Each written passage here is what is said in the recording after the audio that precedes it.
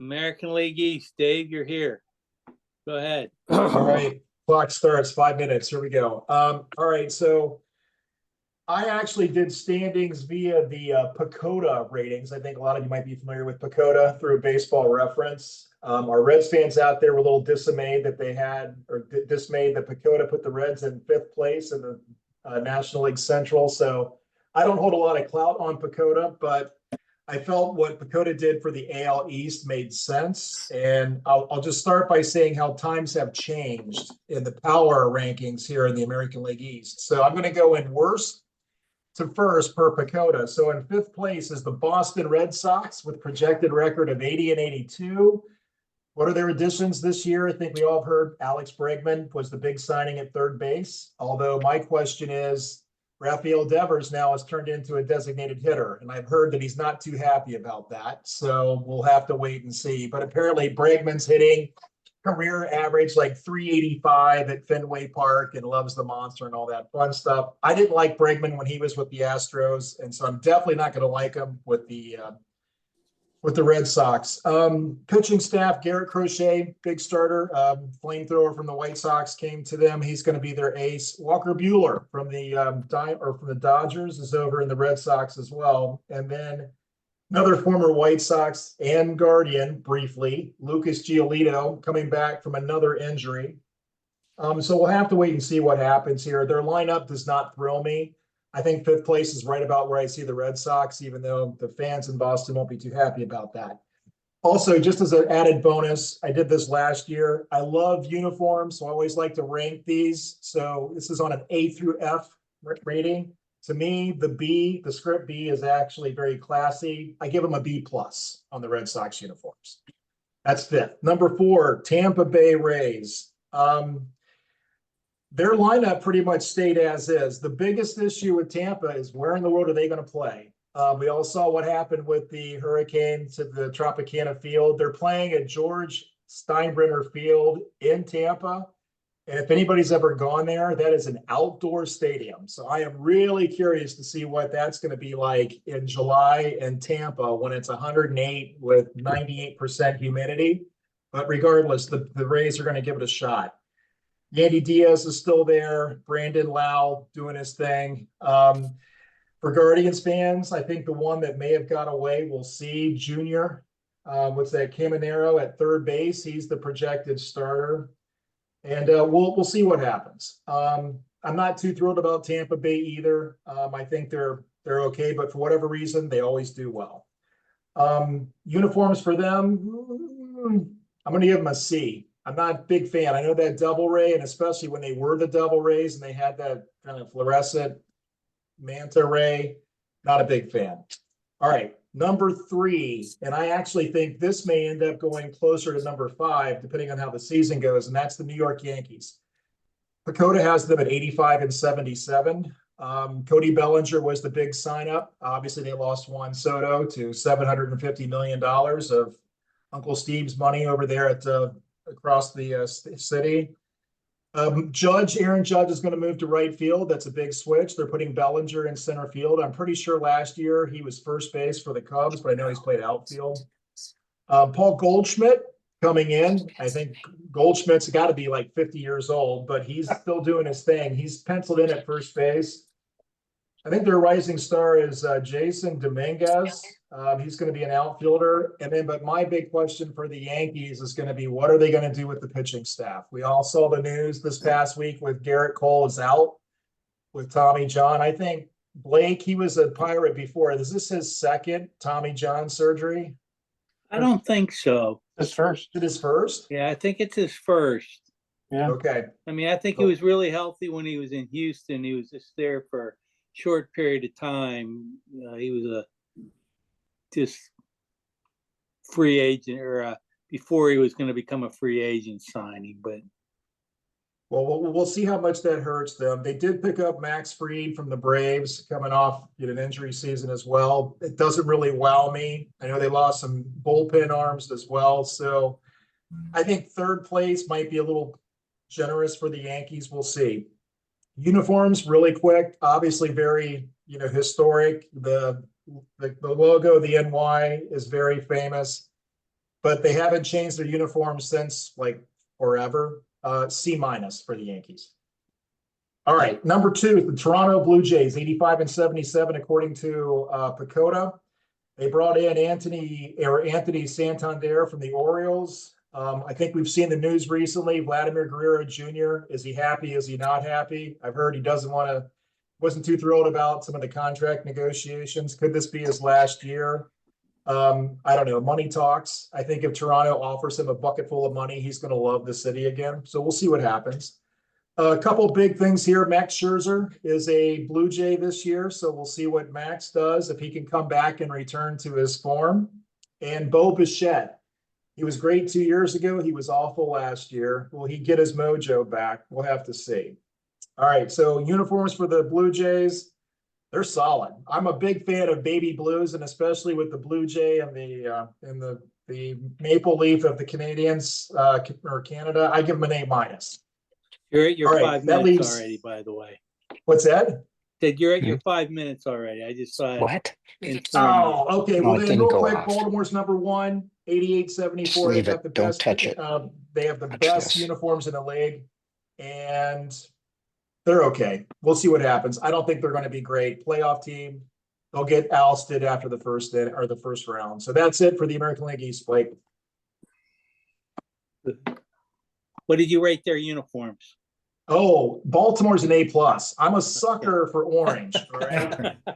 So Okay. well, seriously, now wait, the Cal Ripken days when they got away from the smiling bird and just did the like standard Oriole, that was not a good look. When they brought the smiling Oriole back, from the heydays, that was the best look ever. And I do think their road uniform, the road hat with the black and the orange bill, that's a clean look. So to me, Orioles are an A+. All right. John Peck, American League Central. All right, I'll go the 5th back through the first place also. A lot of my material came from The Athletic and also MLB.com. I don't follow all these teams, but the White Sox and also The Athletic gave them off-season grades. Theirs was a B-. Free agent pickups: Martin Perez, Austin Slater, Mike Tauchman, Bryce Wilson, Josh Rojas, and Michael A. Taylor. I only know of Perez and Taylor out of that group. Trades they acquired in the Crochet trade with Boston. That was their big trade over the offseason. They picked up a catcher who might be their catcher going forward in the future, Kyle Teal, and an outfielder. But their under the radar move is considered to be Martin Perez as a starter. The big storyline really with them was the fact that they didn't trade Luis Robert, I guess is how you would say it, Luis Robert, who was one of their other pieces probably that's valuable, but they may still end up trading him during the season. 5th place for the White Sox. I looked at a projected lineup and really hadn't heard of anybody hardly except for Robert. Then they have the Minnesota Twins 4th with a D+ off-season rating with the moves that they made or didn't move. They picked up Harrison Bader and a left-handed pitcher and infielder Ty France. They acquired Mickey Gasper from the Red Sox in a minor trade and catcher Diego Cartaya from the Dodgers for Jose Vasquez, a pitcher. Probably their best move is Harrison Bader, and he'll be a left fielder, gives him another right-handed bat. Big storyline for them is health. Their top players, Carlos Correa, Byron Buxton, and Royce Lewis, none of them can stay healthy. They can't stay on the field. Last year, Correa played 86 games. Buxton hasn't had 400 appearances since 2017. Lewis has never played more than 82 games. So that's a huge question mark for the Twins. If everybody could stay healthy, they certainly could be a contender. Pitching, they've got Pablo Lopez, Bailey Ober, who are pretty decent. The next, we have the Guardians, at projected to be third place. B- was their off-season grade. Free agents, Shane Bieber was a big one, of course, but he won't be pitching for a while. Carlos Santana, Austin Hedges, Paul Sewald, Jacob Junis, and John Means. So they picked up some pitching there too. They made the trades. A big trade was Josh Naylor going to the Diamondbacks. They got Slade Ciccone, a pitcher, and a competitive balance pick in the 2025 draft. Alfonso Rosario, they picked up from the Cubs for Eli Morgan, and they've got Spencer Horwitz from the Blue Jays for Andres Jimenez and Nick Sandlin, who then they traded over to the Pirates to get Luis Ortiz, Josh Hartle, and Michael Kennedy. And then they unloaded Miles Straw to the Blue Jays for cash. Probably their best move is picking up Bieber if he can come back from his injury. It's a big if, though. What hurt them in the eyes of a lot of the experts was not really replacing Josh Naylor. They're trying, of course, that's where Manzardo comes in. They're hoping he can fill that spot, plus second base, where they end up with who at second base, whether it's going to be, well, the name just escaped me, or the rookie Brito. So it's kind of again, it's hard to say what's going to happen there. Tigers are projected second. You're already at 5 minutes. Just okay. let you know. All right. Keep going, but real quick, grade B, they picked up Flaherty, Jack Flaherty, to go along with their other pitcher, Cy Young winner, Skubal. So that's pretty strong top of the rotation. Gleyber Torres. And then the Royals, this might be their year. Picked up Jonathan India for the Reds, gives them a good leadoff hitter to go with some pretty strong middle of the lineup guys. So could be the Royals' year. No ratings on uniforms, but I would probably lean toward the Tigers. I like the classic stuff. all right, thank you. Kevin? All right, here I am. Well, I will start off by saying that I found a great quote from an old sports columnist named Bob Considine, who said of spring training, "This is the time of year when every ex-sports writer in the newspaper business or out of it ponders the stroke of idiocy that made him leave the toy department of the paper and go on to duller pursuits." And I agree with that, because I couldn't think of anything to be more fun than covering spring training as a reporter and just hanging out with no pressure and watching games. That would be awesome. So I have the AL West. I did a little bit different. I looked at FanDuel's season win totals, and this is really a two-tiered division. You've got in the top tier, you've got the Astros, Houston Astros, Texas Rangers, Seattle Mariners. They are all lined at between 85 and 87 wins, so very tightly packed in there. Those three, just two games separating all three of them. And then the bottom tier is the LA Angels and the A's, and they're projected at 71 to 73 wins. So again, just 2 wins separating them, but more than 10 wins, separating the top from the bottom. Last year, Seattle was actually one of the most unlucky teams in the American League. They were 5 games lost, according to my sources, to bad luck. And the Rangers, who actually were a disappointment, were actually quite lucky. They were 6 games to the good side on the luck. My luck factor comes from a guy named Joe Pita. Joe wrote a book called Trading Bases that I would highly recommend to you. It's an excellent book about his life and about baseball. And he came up with this the way he analyzes baseball. He looks at cluster luck, which is basically how you cluster your hits, because clustering your hits produces runs. And, you know, if a pitcher scatters 7 hits over 8 innings, you're probably not going to score a whole lot of runs. So Joe likes Seattle. Joe Pita likes Seattle over the 85.5 wins. I would never argue with Joe Pita about baseball. And but I did look a little behind that. Seattle did close 21-13 last year after Dan Wilson became the manager, and they only didn't make the playoffs because the Tigers just got insanely hot there at the end and squeezed them out. So if I were picking a team from the mix, I would pick Seattle, but I don't think there's really anything that should surprise you if any of the Astros, Rangers, or Mariners wins that division. I'll just rip off a few highlights from the division. Biggest losses, I think, are Alex Bregman and Kyle Tucker with the Astros. That's a lot of hitting they lost. Biggest free agent signing, Christian Walker, again with the Astros. He's got to replace some of that hitting. Biggest offseason trade, Jorge Soler is now with the Angels. Biggest health questions, Mike Trout every year with the Angels and Jacob deGrom with the Rangers. Jake deGrom is almost 37 years old, if you can believe that. I cannot believe that. I saw Bruce Bochy on social media. He said deGrom's going to be the 5th starter. They're going to put him at the back of the rotation and try to steal some extra rest for him during the regular season. Obviously, if he comes back to anything like vintage Jacob deGrom, that'll be a huge boost for them, but I'll believe it when I see it. Most trustworthy closer, Mason Miller of the A's. That guy's terrific.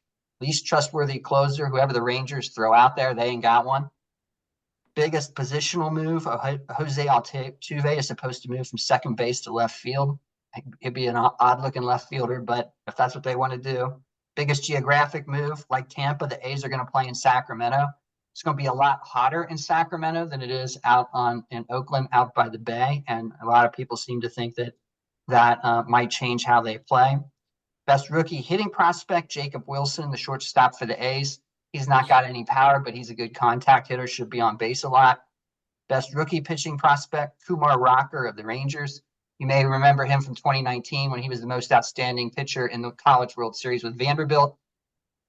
He is got a lot of talent, and if he can put it together and they get deGrom healthy, you know, you could see the Rangers running away with this thing, but that's a lot of risk. Best manager, Bruce Bochy. And the hottest seat is Ron Washington with the Angels. His contract is up at the end of the year. And that's my AL West report. Well done. Tony, National League East. Thank you. I'm going to steal a cluster luck from Kevin and make that my new imaginary cuss word. I want to start with the 22 out of 30 teams cut payroll last year. So if your team didn't do what you thought it should do, that was probably why. My division is interesting. 3 of the teams made Levi Weaver and Ken Rosenthal's list of 5 non-Dodger teams contenders to win the World Series. And then if you're interested in the other 2, that was the Yankees and Red Sox.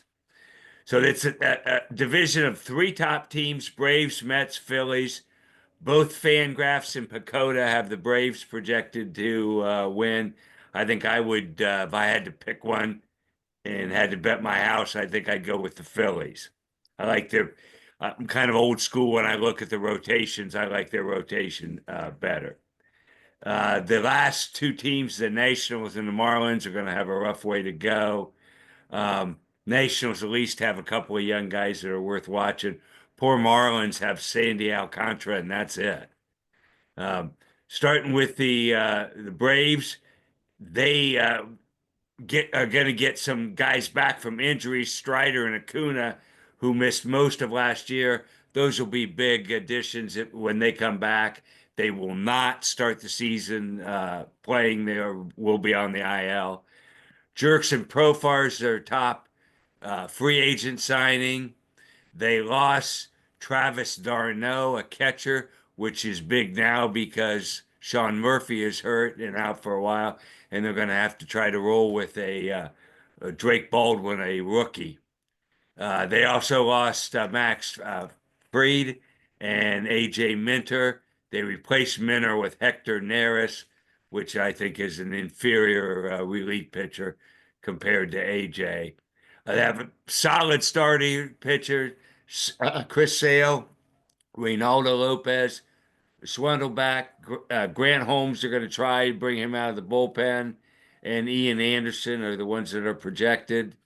They didn't address the shortstop position. I was a little surprised about that. The guy that they had played over his head 2 years ago, and it looks like that bought him 2 more years of playing like he's capable of playing, which is not very well, in my opinion. The Mets added Juan Soto was their big signing. It'd be hard to have one bigger than that.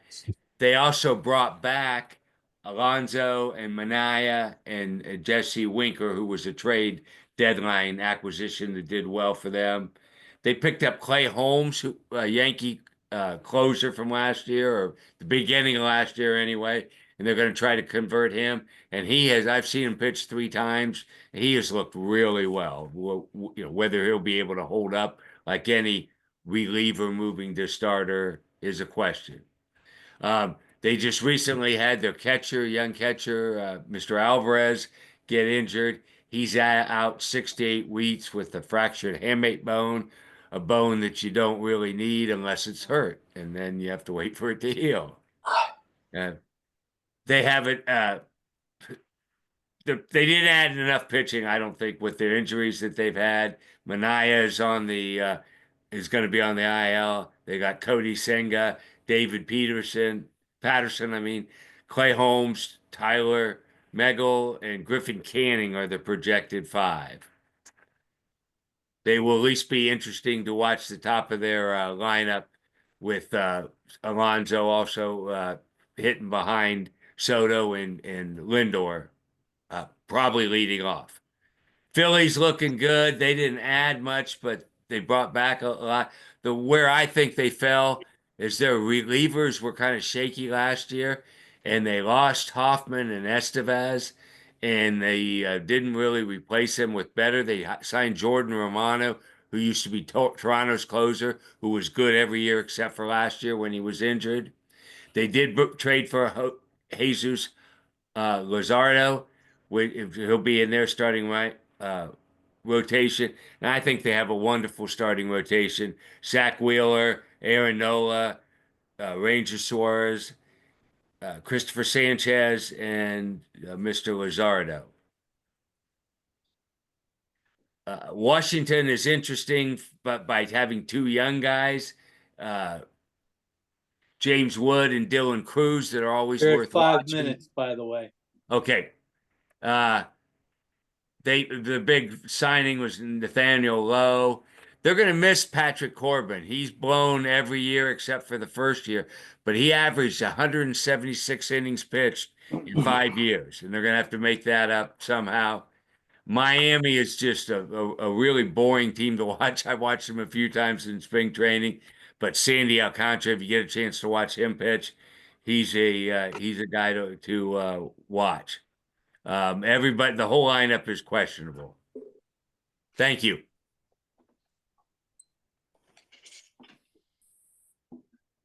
Steve, Okay, National League Central. I'm going to start with the teams in alphabetical order. Then I'll come back at the end with predictions and potential wild card teams, and sleeper team, and all that. So, starting out with the Chicago Cubs, led by Craig Counsell. New players, and the key player is Kyle Tucker. He'll be playing right field, left-handed hitter, one of the 10 best hitters in baseball. They picked up Matthew Boyd, starting pitcher. He'll be in their rotation, left-hander. Potential breakout player is Matt Shaw. He'll be starting the season, looks like, at third base. He's one of their top prospects, 23 years old. Big thing is Craig Counsell made a lot of coaching staff changes. He brought in guys that he was familiar with and liked and everything. So a lot of shakeup in their coaching ranks. All right, next up is the Cincinnati Reds, led by everybody's favorite, Terry Francona. New players, key players, Brady Singer, starting pitcher, right-hander. They picked up Gavin Lux from the Dodgers. He can play infield or outfield, left-handed stick. And a key backup catcher, Jose Trevino, right-handed hitter. Don't really have any potential breakout players that are going to help them this year. The big factor is, can Terry Francona work his magic and, get some of the talent from 2 years ago to play like they're capable, and they may be a surprise team. All right, next up, Milwaukee Brewers led by Pat Murphy. New players, they have Nestor Cortez, starting pitcher, left-hander. Caleb Durham will be playing third base, right-handed hitter. I didn't come up with any potential breakout players for them. And their biggest issue moving forward this year is, can Christian Yelich come back from back surgery? So a lot will depend on his health and how well he comes back. Okay, next is our Pittsburgh Pirates, led by Derek Shelton. New players, and some of these guys were there last year, but only for a short period of time late in the year. Paul Skeens, of course, everybody's heard of him. Starting pitcher, right-hander. He should be one of the best in the game. Jared Jones, another starting right-handed pitcher. They picked up Spencer Horwitz to play first base, left-handed stick. And late in the season last year, they got Isaiah Kiner Falifa, and he'll be the starting shortstop and a right-handed hitter. As far as a potential breakout player, look for Bubba Chandler to come up and take a place in the starting rotation, especially since I heard today that they've lost one of their starters, Oviedo, so he may be up sooner than we think. Last is the St. Louis Cardinals, led by Oliver Marmol. New players. I have nothing in the way of new players. This is a transition year for them. They're committed to a youth movement, although their management does not want to say that. They refuse to say it, but basically that's what's going on. They do have one breakout player, Alec Burleson. He will probably be their DH and left-handed hitter. Their longtime president of baseball operations, this will be his last year, John Mozeliak, and he's going to be replaced by Shane Bloom after this season is over. So we'll see what they put together as far as his last season. This is a tough division to predict because it wouldn't shock me if any of the 5 teams won it, quite frankly. But the best consensus I could come up with, and I used Athlon magazine, the Athletic, various team websites, whatever. But this is what consensus as far as what I've come up with. First would be the Chicago Cubs, followed by the Milwaukee Brewers. Third would be the Cincinnati Reds. Fourth would be the Pirates, and fifth would be the St. Louis Cardinals. Now, I'll give you my prediction since I've got time. I've got Milwaukee winning it. I just think it's going to be too hard to make up 10 games on them. I mean, the closest team to them last year was 10 games back.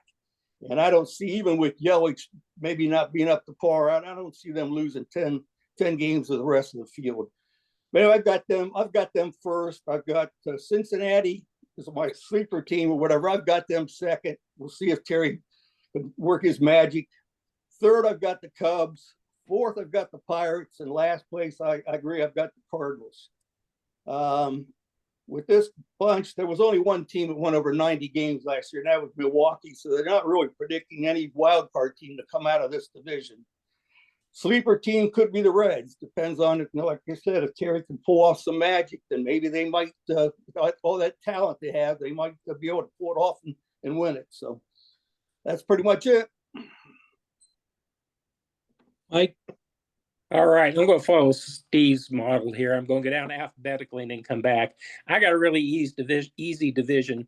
It's Dodgers, or Dodgers. So, it's pretty much their division to lose. Arizona, start off with them. Their offseason grade was basically an A. They picked up Corbin Burns and Josh Naylor and Kendall Graveman in the bullpen. They did lose Christian Walker, Joe Peterson, and Paul Seward. It's going to be a couple of those spots are already filled pretty well, so they don't think they're going to lose much offensively. And their pitching staff's already solid. The Colorado Rockies got a solid F-. They picked up Thairo Estrada and Kyle Farmer. They're both utility players. Neither are expected to start. The other big name they said they had was Keston Herrera, who's a first baseman. He's already been designated to the minors. They lost Blackman, they lost Brandon Rogers, and Cal Quantrell, the pitcher. That's the only probably legitimate pitcher they had. The Dodgers naturally get an A for their all season. They added Blake Snell, Roki, was it Sasanki, the guy from Japan, and then Tanner Scott. They did lose Lux, but he's not a big hole to fill. Walker Brewer and Jack Flaherty. The San Diego Padres got a D. They picked up Nick Pivetta. I never really heard of him. He's a starting pitcher. And Kyle Hart, they brought back from Japan, who apparently did well in Japan, but we'll see if he translates back into the majors. And they got the 114-year-old Jason Hayward playing in the outfield. The losses, Ha-Se Kim, Jackson, they lost Profar, and Kyle, I can't pronounce it, Higashikoa, who's a catcher. And that's the only losses they really had. And then in San Francisco, they got a C. They picked up Willie Adams, a shortstop. They paid him 7 years and quite a bit of money to sign on. They do have another 114-year-old player here in Justin Verlander. He needs to come back. I think last year his ERA was near 6. So I don't know. We'll see what he's still got anything left in the tank. And then Joey Lucchesi, who's a utility player, and he's also been designated for the minors already. They lost Blake Schnell. They lost Conforto, and they lost Tyler Rogers, another outfielder. As far as an assessment, the Dodgers are head and shoulders above everybody else in the division. Their starting pitching was a problem in the past for injuries, but going into this year, they have 7 legit starters, and that's not even talking about Ohtani. Nobody even thinks he's ever going to pick up a baseball again and throw it. Kershaw is not counted in that, and he's expected back here in about a month and a half. Offense is probably the best in the majors. They had a couple of questions at second base and center field, but given the offense they have, it's really not a big concern. The Padres in San Francisco could have some success, but it's likely they're sub 500 teams in the end. Just too much competition in the division. The Padres starters are solid. The front office, their offense did not improve. Their front office didn't do anything to help the bullpen. They have some depth, but it's very limited. The Giants starters are all in question. They've not been healthy, and they've not been able to find anybody really to replace it. The bullpen is deep but workable. The Diamondbacks are a wild card in this. They made some good moves to improve the pitching. So their starters are solid. Bullpen is solid. Question is, can they score enough runs to keep up with the Dodgers? The Rockies, well, they're just bad. Nothing improved. They're in a rebuilding, third year of rebuilding, and it's just as bad as when they started. Of course, their salary is 1/3 of what the Dodgers is, which it speaks a lot. They aren't willing to spend any money. They have no starters. They have no bullpen. They have a few hitters, but probably not enough to win much. They have nothing in the minors. So this is a rebuild really gone wrong. As far as the assessment, how it's all going to turn out, they expect the Dodgers to be less dominant than they were last year, but they're still far away the best team in the division. The Diamondbacks probably will shine. They think that if there's some injuries or some hard luck with the Dodgers, maybe they might even make it interesting. The Padres in San Francisco, like I said, are sub 500, 500 at best. And Colorado probably should be relegated to AAA or AA. I mean, they're just that bad. As far as final standings, my predictions are the Dodgers win it by about 10. Diamondbacks do make the wild card spot.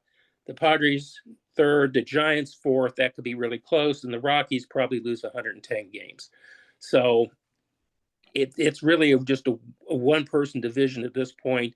The Diamondbacks can make it fun for a little while, but maybe the wild card. But that's about the best they can hope. That's what I got. Thanks, fellas. We'll open this up for comments in just a minute. Let me cover the rule changes because they were really minor this year. Two things changed. One is they tweaked the shifting rule. The basic rule of shifting stayed the same. You still have to have two guys on each side of the infield. You've got to have, your feet inside the grass.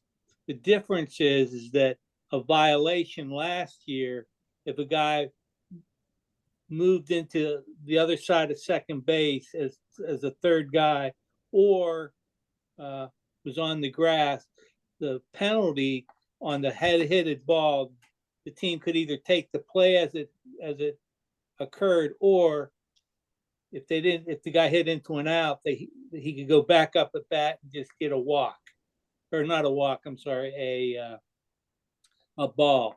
And what they changed it to is that now if there's a violation, and it's a little, if the guy who's in violation, the defensive player that's in violation of it, if he touches the ball first, then the hitter gets a hit on first base. He doesn't get credit for a hit. He gets no at bat. The infielder gets an error, and all the runners get to move up a base. So what they really did was they made the violations hurt more. I tried to find out, how often this actually happens, and it doesn't happen very often. Twice we got called for a violation. So to me, I did read where it's like one of the websites said this is a problem or a solution looking for a problem. So anyway, that's pretty minor in detail. The second one is another rule which hasn't been happening often, but it's getting to be a strategy. So they're trying to cut it off. It's players with, and the example is always runners on first and third with 2 outs. If the player runs through second base as if it's first base and runs through and beats the throw,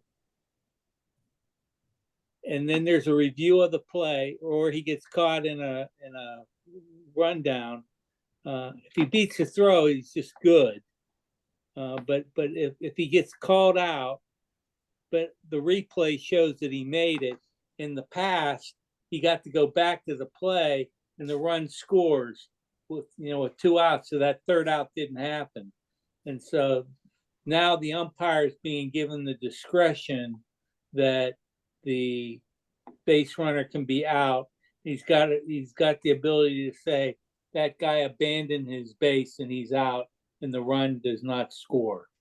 So again, it's not one that they talk about happens very often. They're just making sure that it doesn't become a strategy.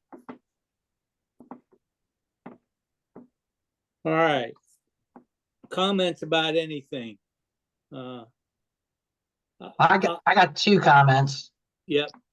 First of all, the Rockies are going to be terrible, but I am social media friends with their radio engineer on their broadcast, and he's a heck of a guy. So I feel bad for him. I'm probably going to go down when they come to Cincinnati over 4th of July and take him out for a beer. And the second thing is I would take a little bit of issue with the Reds don't have any breakout players. I think Ellie De La Cruz is primed to have a monster year. He's been killing it in spring training. His OPS is almost looking more for rookies or second-year players. Fair enough. Fair enough. So, that was my criteria. I wasn't. all right. So there's a lot of breakout players out there if you want to go into their 3rd or 4th season. Yeah. yeah, so I could see, him being, 40, 80 or something. I mean, he could go totally crazy. I put a small wager on him for NL MVP for every member of my family. We're Reds fans anyway. We're going to root for the Reds no matter what. Yeah. But I thought 30-1 with him, and he's at that point in his career where he should just explode. So my criteria obviously then for breakout is a little broader than yours, Steve, but I think he's going to have a monster year. Tony, That's why they play the games. That's what my old man always told me. We'll see. Yeah, I have a question. I want to see if anybody in the group knows this. I have not been able to find the answer to this. when ESPN opted out of the TV deal, Major League Baseball also opted out. And I want to know what would have happened if Major League Baseball did not opt out after ESPN had opted out, or was it a moot point at that? Does anybody know that? Well, I think ESPN opted out first, Right, they did. and then MLB says, "Okay, we didn't want you anyways." That's from what I understood. But I just wondered what happened if they had not opted out. Did it have any practical significance, or was it just like, my girlfriend dumped me, so I don't want her anyway? Exactly. I think that's kind of it. The thing is, MLB left a lot of money on the table.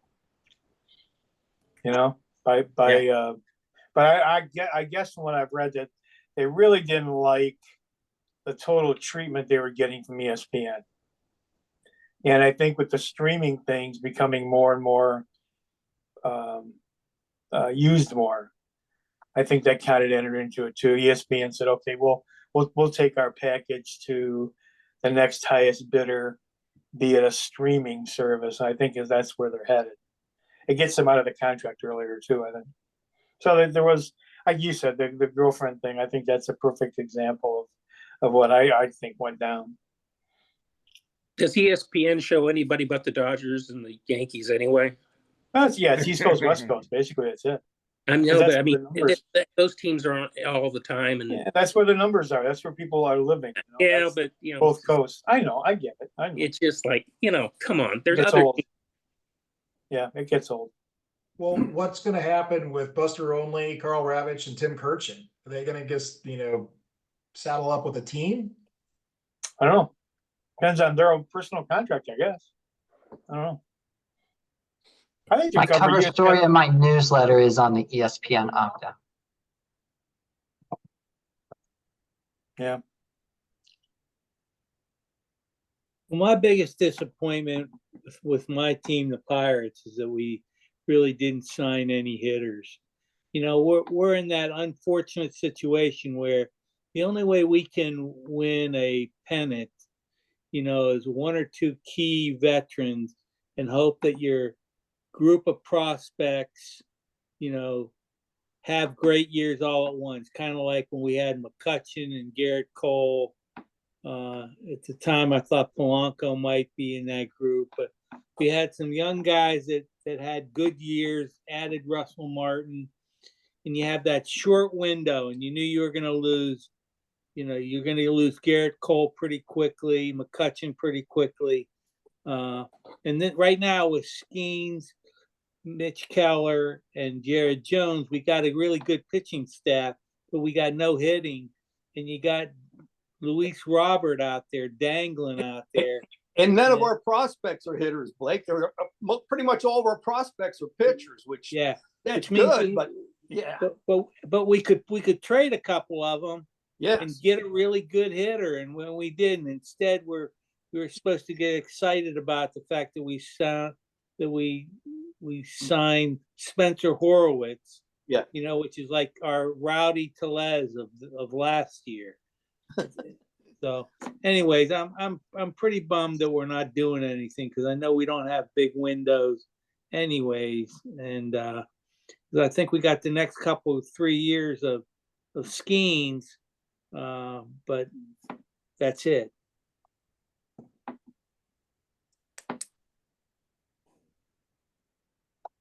I'm going to make a prediction for the Guardians. I think Kyle Manzardo is going to be awesome this year. I think we're on this nailer at all. Hey, Mike, what are you basing that on? He's had a great preseason so far. He was hitting at the end of last year, Columbus, like a ton. I just think he's going to make it. I think he's probably going to hit 25 home runs. He may not hit as many home runs as Naylor, but don't think he's going to strike out as much. And I think he's going to have a more consistent bat. And so I think he's going to have a great year. I don't think we're going to have a problem at first. I still don't know who we're going to put at second. I was counting on Brito, but I don't know. Naylor had some pretty gaudy numbers, man. He did last year, but last year to me was sort of an off year. I mean, it was an odd year for him, and he had a good year, but before that, he was a 235, 240 hitter. And, I don't know. I think Manzardo is going to fill the shoes all right. That's my prediction. I hope I you're just- right. I You just think- can't believe that the Guardians didn't get more for Naylor than they got. I mean, my goodness, that was horrible. That's just unloading Yeah. cash and trying to find a way forward and not using it to bolster a team that really had a shot last year. I mean, they made it, the Yankees ended up winning, but that was a heck of a season and they just are letting it go.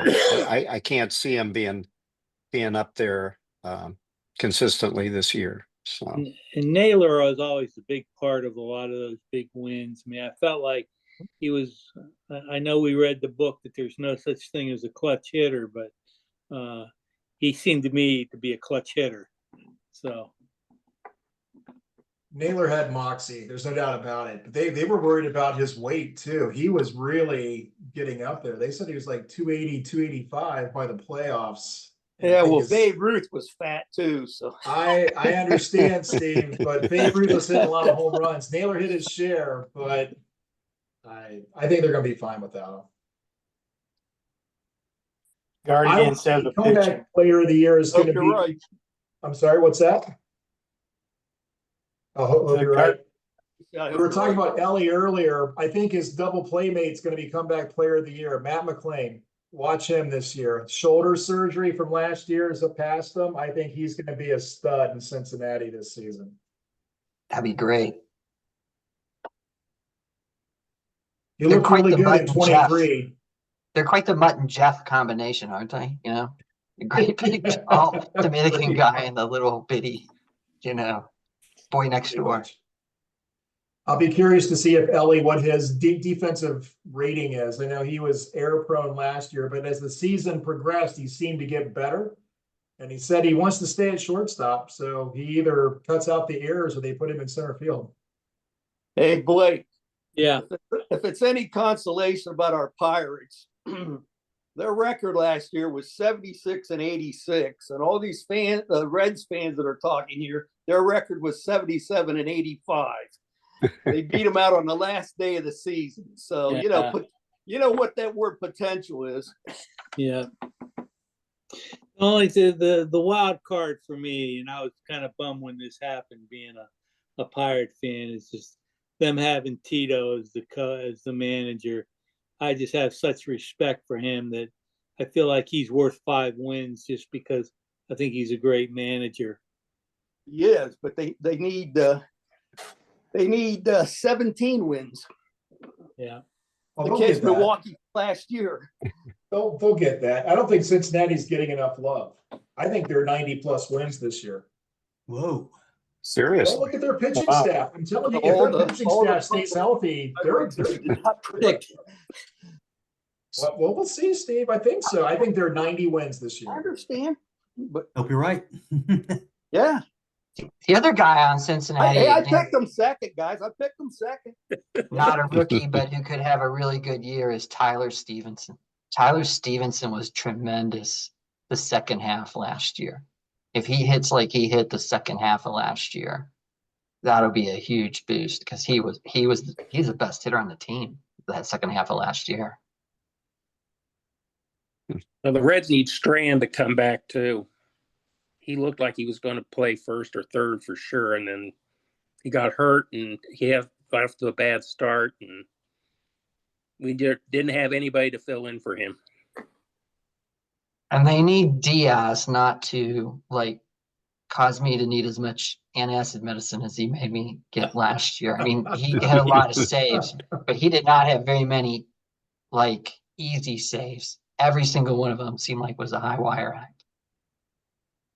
I That think really maybe does some- wonders for your health. Yeah, that's right. Larry, Tom, we haven't heard from you two guys. Anything to add? Well, I just was going to say something obvious, nothing that you don't all know, just how hard prediction is. Yeah. Dave, do I remember right that the Bacana predictions for the AL East had everybody within 8 games of each other? Pretty much. Yep. I think the the highest was Baltimore at 88 wins, and the Red Sox at 80. Well, I mean, pure luck could turn that around. Yeah. I mean, when you're talking about somebody like the Dodgers, they negate luck. But when you think about teams that are fairly close to each other, I don't know how you can predict. Yeah. I would say the other team that has a chance to be a super team and maybe add during the season would be the Mets. I mean, they got a lot of hitters and they've got plenty of money if they need something and it's available. Like the guy down in Florida, the starting pitcher. If they add him at some point in the season, they could really challenge the Dodgers. I think at the top, they're very talented. Tom? Well, I'm happy to hear that the Tigers are finally in the hunt and they're no longer a team in rebuilding. They have two key players, the shortstop, Javi Baez, who needs to do well. And they've already been bitten by the injury prone with Kerry Carpenter.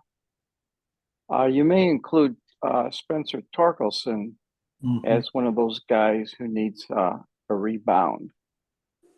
So if Carpenter comes back and Torkelson comes back, I think the Tigers could carry Baez as an offensive player. They are having one shift. I always get this kid's name wrong because I think it's backwards. Keith Colt moving from second to first. And they have a brother, Jace Young, or Trey Sweeney, may be starters in the infield. So they do have some prospects. Outside the Tigers, I'm really surprised to see how the other divisions, some of them only have 2 or 3 teams in that drive for a pennant. Like the Dodgers, almost the entire league has to collapse to make it competitive. Texas and Seattle and the Astros, I see those 2 teams, 1 and 2. The Astros, I don't see really fighting anybody. Baltimore, I think, has taken a hit. I think they'll be lucky to be in 3rd place. It might be a surprise year for the Yankees where they don't make a playoff. But, that's like spring training. That's what we're supposed to do, is speculate and hang ourselves out on the limb. So, Hey, Tom, question. Is Dylan Dingler going to make the team? I believe so. I believe he may be the backup catcher. They did sign 1 or 2, veterans, but Dingler's been playing a little more. Let me talk about the Tigers too. That's after the Pirates. That's my team. Colt Keith is his name. I know it's hard to remember which way it goes, but he moved to first base because they picked up Gleyber Torres to play second. Javi Baez, they're hoping, he had major surgery last year on his hip, and they're hoping that coming back from that maybe that'll help him with his swing. He's looking pretty good so far this spring.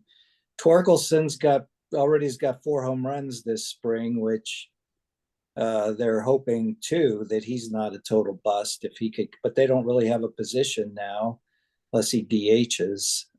Their big hole's third base. They were hoping to get Bregman, but he didn't. He went with the Red Sox instead. But so that Chase Young or Jace Young, his brother plays for Texas, I think. He's a rookie. They're hoping can play third. But it's Parker Meadows, I think, who you were meaning with the injury, not Carpenter. You're correct, John. Thank you. Yeah, Parker Meadows, who plays center field. But it looks like he'll be back. It doesn't seem like it's serious, hopefully. But their pitching staff's looking pretty decent with picking up Flaherty and and of course Skubal at the top, and Jackson Jobe, who's one of the top prospects in all of baseball, is another pitcher who it looks like might fill in there one of the spots. So it's looking like hopefully last year wasn't a fluke at the end, that maybe there is a solid team there. Speaking of Bregman, we had the soap opera there for a while. How did it sort out? Is Devers staying at third? Has anybody read anything in the last couple days? What I read, Blake, was Devers is moving to DH unwillingly, and they're putting Bregman at third base. I mean, that's somebody's pride just getting in the way of the team. Yeah, that's one of the key factors, I think, for the Red Sox to see what happens with Devers. If he's disgruntled because he's only hitting, what is that going to mean for his offense? Is he going to request a trade and become more of a cancer within the team? Who knows? Well, the Tigers would take him. Well, there you go. He wants to play third base. That's right, and that's where the hole is. Who will cave in and sell a starting pitcher to the Yankees now with Garrett Cole out? You know, they've got the money. Could be is it the Marlins that have, is it Sandy, Alcantara or whatever, however he pronounces his name? Okay. Yeah.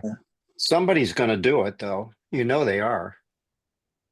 But you know, Rick, the funny thing is, I think Cincinnati could be a team that, because if you look, their issue was, you know, they've already got their top four set. Fifth was up for grabs, and they still had two guys that were still on the IR, but they're going to go to the bullpen.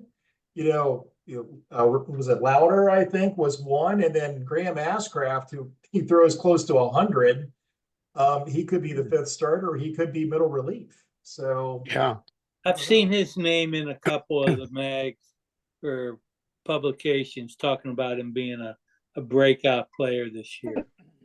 I've always liked him. Do you think, do you guys think that there's going to be more of a trend toward using the opener and then several relief pitchers rather than a whole rotation of traditional starters? It seems like, I know that seemed to work for the Tigers pretty well toward the end of the year, and with teams really filling up their bullpens with the arms like they are, it seems, I'm just wondering if that might not become more of a trend to fill out a rotation. I mean, my thought is at some point we're going to start seeing some arm injuries. I mean, the problem with that no starter going more than 6 innings, you're using those relievers constantly, and not only are you using them all the time, but they're warming up in the bullpen. So I mean, they're never resting. You know, they get maybe a day's rest, and I don't know how many pitches they throw in warm-ups, but you know, we've seen that before Oakland had that problem back in the 80s where, you know, they were cranking through pitchers. Hey, Blake, it'll be interesting to see if they discuss that during that report that came out from MLB, you know, about, you know, all the daggone warm-up pitches these guys throw and all the pitches they throw in the bullpen. All you ever hear about is pitch count, you know, in the actual game. But, exactly. You know, I mean, I used to argue about that with people talk about how great Tony La Russa was as a manager.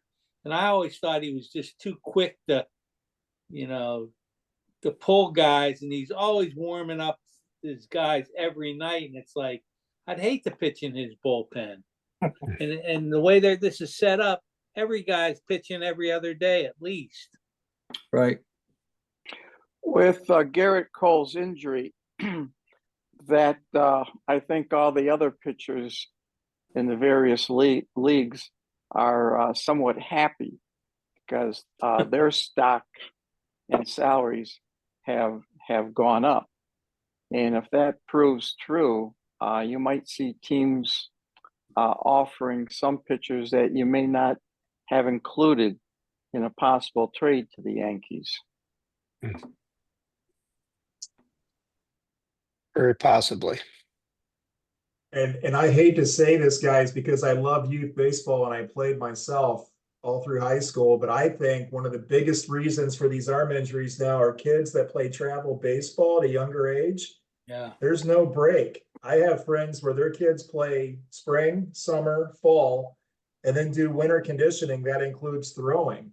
I mean, that's a lot of throwing on an arm, even though an arm that's developing. And then you get to college and, even though you kind of scale back, there's a lot of mileage on these arms before these kids get to even, the minor leagues is my point. It's like that in all sports. None of these kids, or I shouldn't say none, that's a little strong, but very few of these kids are multi-sport athletes anymore. Nope. They all specialize in whatever it is. Makes me sick. Yeah. Now, I went to breakfast the other day and the Upper Arlington youth baseball team was out for breakfast and there was about 6 boys and I had to laugh because they all had matching backpacks with $200, $300 bats each, Yeah. 3 gloves. Oh, yeah. Yeah. I mean, I'm like, oh my gosh, what happened to the days of a bat bag and you just threw them out there and took one that felt good? No, those days are gone, guys. We didn't even know what a bat bag was, man. We put it across the handlebars of our butt. Get a broomstick and a wad of tape. We rode the bike like this with the bat across the handlebars. Yeah. That's too funny. Funny but true. Well, I'm gonna just for whoever wants it, I'm gonna remember to try to plug that arm injury thing because I mean we had a good conversation about that a couple of years ago when we read the book The Arm, and this is going to be a good follow up. The other thing that'll be interesting is if they talk about weightlifting or not, because I'm a firm believer that all these weights these guys are lifting. Well, and if you go back and look at the back of these baseball cards, Nolan Ryan, Jim Palmer was rattling off his number of innings pitched, 315, 295, 300. Right. I mean, it's incredible. No one gets anywhere close to that, but yet I know they had arm injuries in the past, but it sure doesn't seem like they had as many in the 70s and 80s as we do now. I think now pitchers are told to throw as hard as you can for as long as you can. Yeah. And if it gets you to the 5th and 6th inning, fine, we can take it from there. They don't go into a game expecting to pitch 9 innings. They've never pitched 9 innings. They don't know how to pace themselves. They just go out and throw as hard as they can. Oh, true. Here in Toledo, you go to a mud hen game, and if your starting pitcher goes 4 or 5 innings, that's it. Yeah. That's AAA, and that's all what the major league club wants them to do. Yep. Larry and I were at a Ohio State game yesterday against Eastern Michigan, Division I college. And I don't know what the final counted up, Larry, but combined between the two pitching staffs, at least when I left, it was over 20 walks. It's unbelievable. I mean, I don't know how these kids even get D1 scholarships. The guy comes in the game and immediately walks like 3 straight batters. And it's like, how'd you even get on a Division I baseball team? I'm serious. I mean, it's 20 some walks. This was like through 7 innings when I left. I don't get it. Wow. Well, if we're talking about youth baseball, I will put in a plug for my alma mater. Archbishop Moeller has another great team this year. I think they're 5th in the country right now. And Mr. Football last year, Matt Ponatoski, who's the quarterback in football and was Ohio Mr. Football last year, is every bit as good a baseball prospect as he is a football prospect. Probably in 2 years, a top 10 amateur draft pick is what I hear from my friends. I was at the Dayton basketball game in St. Louis a week ago, and I was talking to a guy who's real close with both the basketball and the baseball program. And I asked him, well, what's he going to do? Is he going to do football or baseball, or will he try to go to college and do both?